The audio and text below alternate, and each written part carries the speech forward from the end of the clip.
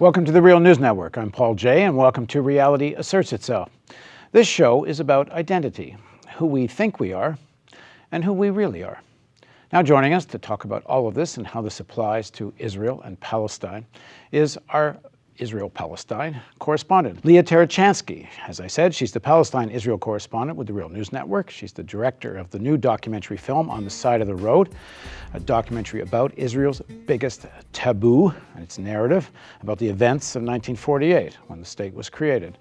Leah previously worked as a newsroom producer at the Real News Washington, D.C. bureau and at its Toronto headquarters, and her work has appeared on BBC, Al Jazeera, USA Today, and many more. Thanks for joining us.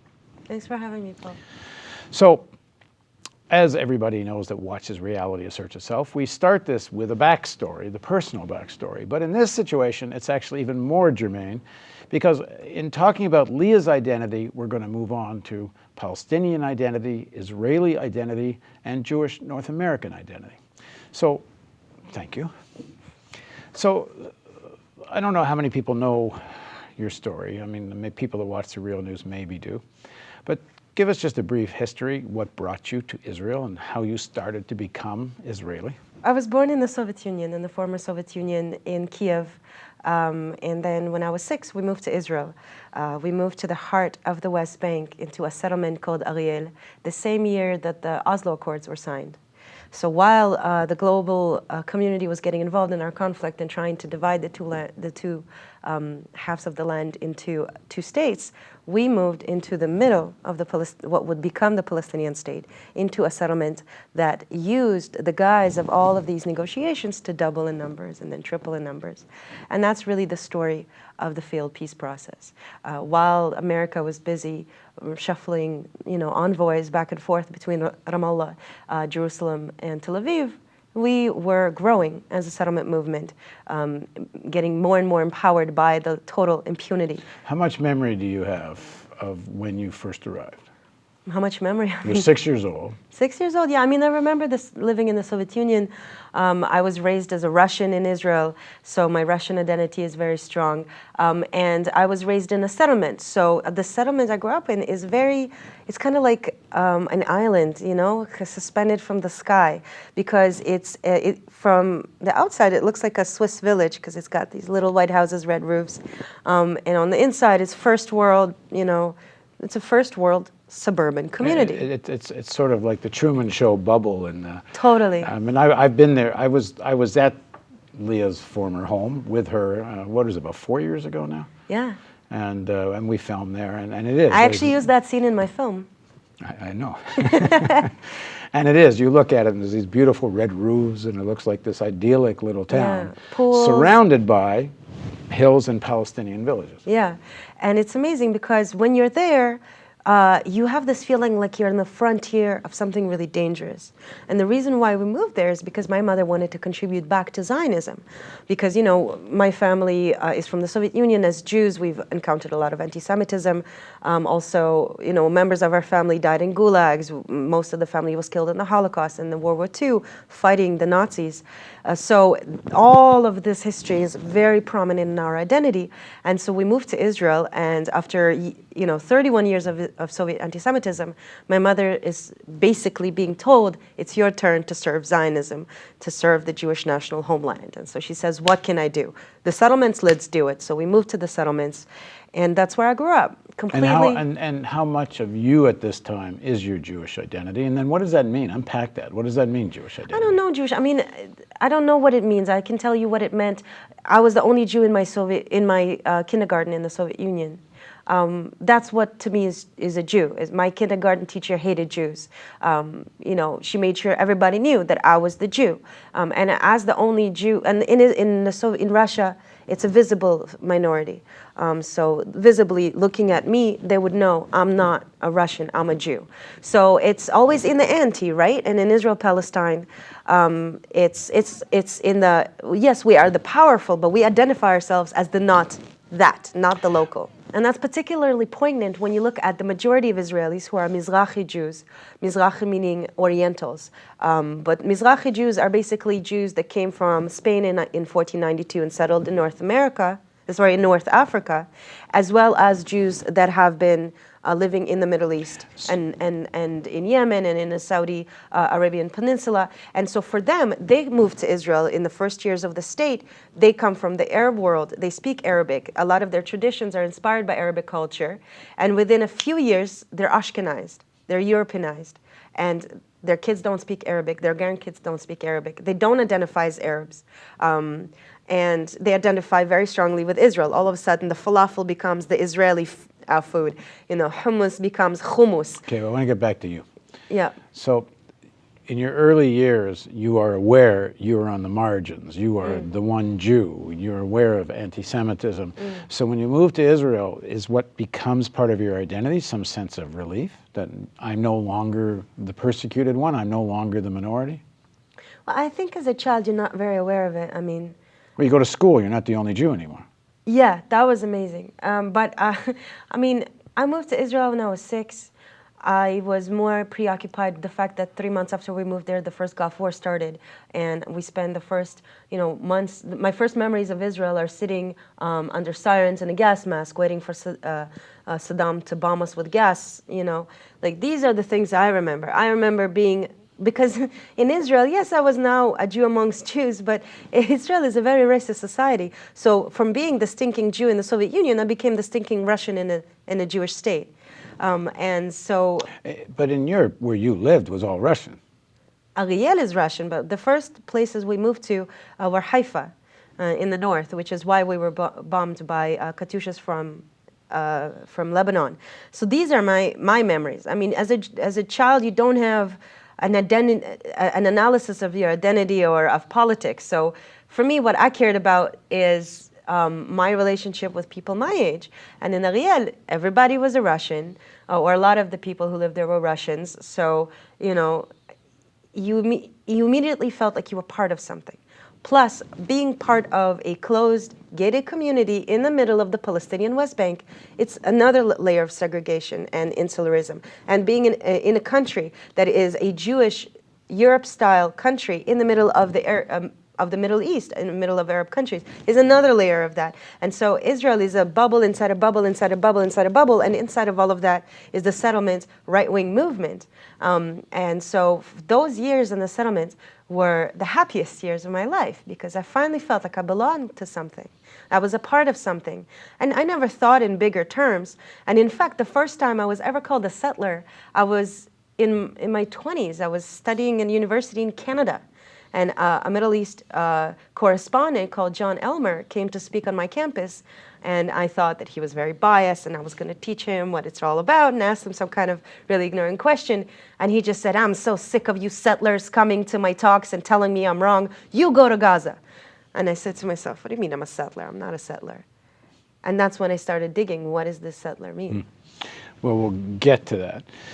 As you grow up in the Soviet Union, this sense of they hate Jews, I'm one of them, people are out to get us, me. That's kind of a core theme in Israel, and it's not based on nothing. Yeah. There's a couple of thousand years of people hating Jews and trying to get them in one form or another. In Europe. In Europe. Not in the Middle East. In Europe. And the culture of this comes from Russia and Europe, yes. Yeah. But does this become part of your identity as you grow up? Is this part of you? They're out to get us, we have to defend ourselves. Yeah. I will tell you one thing that is characteristic of ethnocracies, and particularly colonial ethnocracies that we see a lot in Israel, is a number of very strong contradictions.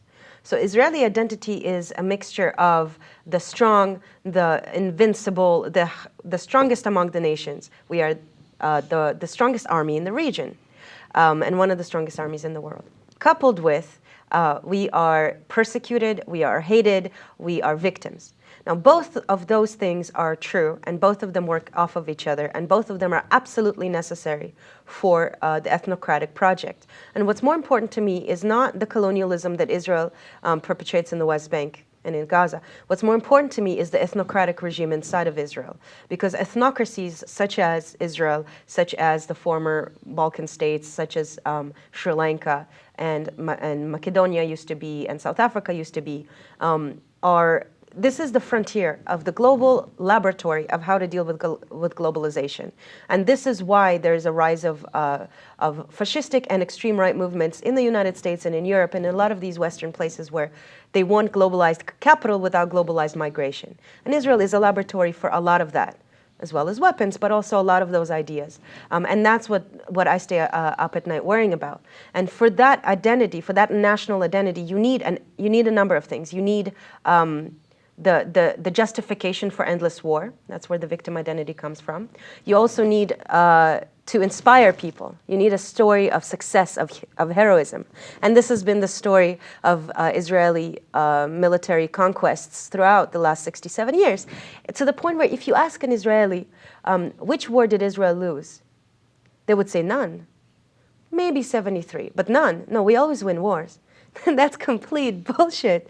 We have lost most of our wars, definitely in the last 20 years. We lost Lebanon 1. We definitely lost Lebanon 2. We lost the intifadas and this perpetual conflicts. Even this last summer attack, I was covering it for you. And I was out there on the ground every day covering what was happening all around us. Hamas didn't just shock the Israeli military establishment in its ingenious ways of combating this giant military machine with the tunnels, with the sneaking in through the sea, with rockets, with smuggling weapons from Libya after the 2011 civil war, and so on, and a number of things that they did that pulled out of their hat of tricks that surprised us. But they forced us, and this nobody could have predicted this. They forced mighty Israel into a negotiation with Hamas, a terrorist nothing group that was on its knees before the war started, was falling apart before the war started. And today, while everyone on the street was against Hamas before the war started, you won't find a single person critical of Hamas. Well, same thing happened last time. Same thing happened last time, and there's a lot of geopolitics behind it. But my point is, we are perpetual war losers, and yet we have to perpetuate this identity that we are invincible. Wait a sec. It may be that, it depends what you consider winning, because it wasn't clear the objective was to get rid of Hamas, because I think Israel feared what the alternative would be. Yeah. But in terms of the relationship of Israel and the Israeli state to the Palestinians, right now they're winners. The occupation looks like it's endless. It's true. Let me explain what I mean by win and lose. As I'm sure you know, since World War II, we haven't had many wars where you have a clear winner and a clear loser. And Israel is not fighting an army. And so there isn't never going to be a check mark, you won and you lost. We're fighting a largely civilian population. I'm talking about Israeli public identity. This point at which you can get to, the average Israeli thinks we won that war. And the average Israeli today thinks we've lost the last 12 years of war. And that's incredibly important because, yes, on the ground we have the West Bank. We can bomb Syria if we want to. We can bomb Lebanon if we want to. We can do anything we want. Okay, I'm trying to get you to talk about your identity. Yeah. And you want to talk politics. But my identity is a direct product of this contradiction. Well, go back a bit. You grow up in Russia facing anti-Semitism. Yep. Your Jewish identity, and is this always happens when people are oppressed for something. It actually increases that sense of identity. It doesn't weaken it. You come to Israel, you feel at home in the when you get to the settler village or town. You said it's some of the happiest years of your life. Yeah. When we went with you, and you looked out. You went. I think you hadn't really been there for any length of time before we went with you. I went to visit a bunch, but I didn't move back or anything. And we also didn't look around. And I didn't like being there. But there's a moment, and that we worked together on, and it's in your film, and I'll play it now. This thing here is the closest fence that we have to Ariel. There's other fences going down the hill, but you don't see them. And this fence, as you can see, looks relatively benign. What's on the other side of it is the rest of the West Bank and the Palestinian villages going down. אנחנו נעשה מזה סרט. טוב, תודה רבה לכם על הזמן. יום טוב.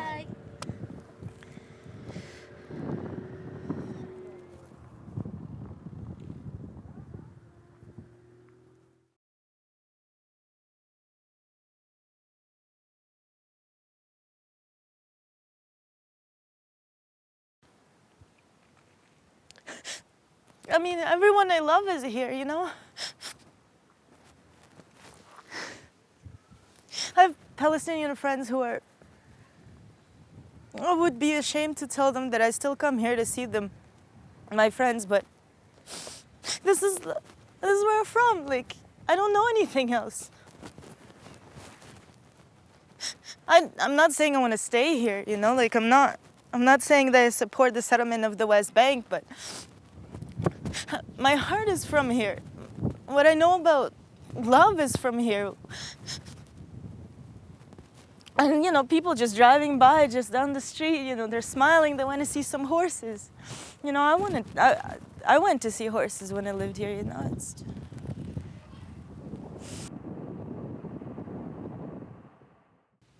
All right, so tell us, first of all, what happened. Why are you crying in the car? I hate this question. I don't know why I'm crying.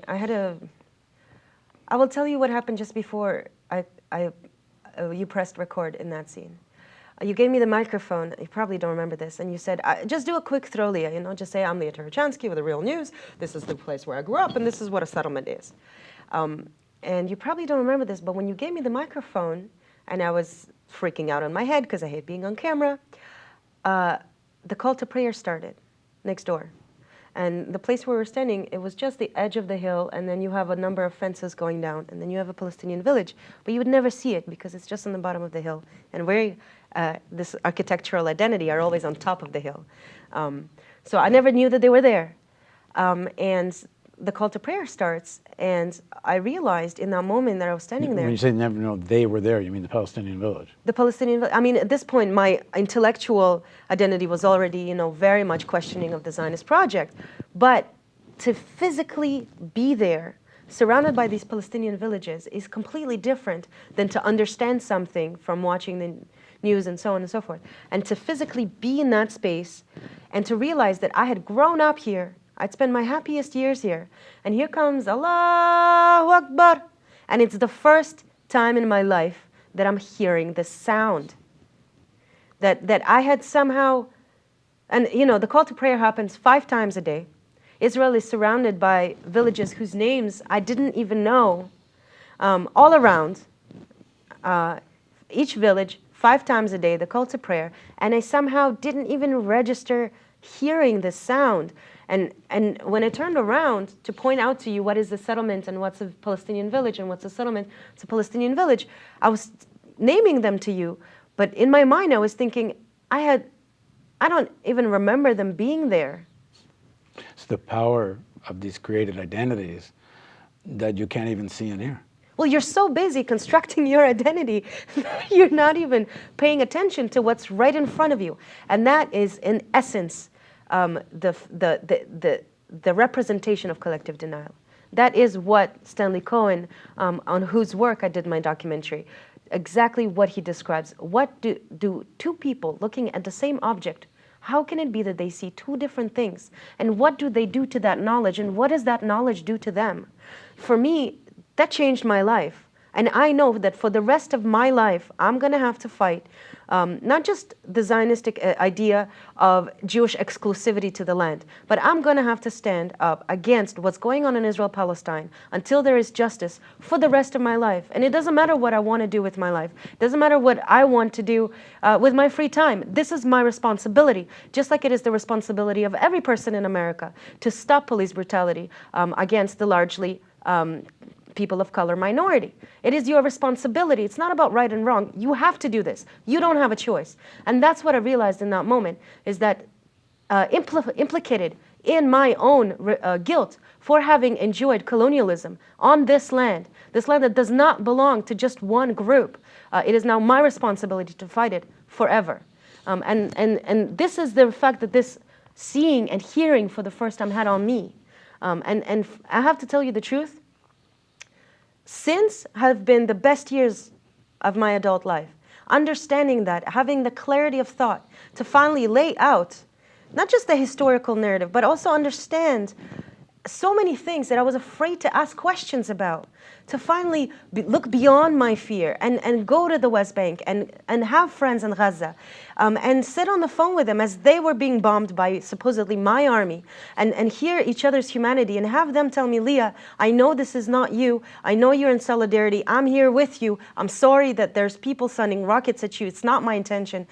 My privilege to be able to see across these walls, it was a direct result of being able to have that moment. And I wish for everyone in my country, I wish for all my people to have that moment.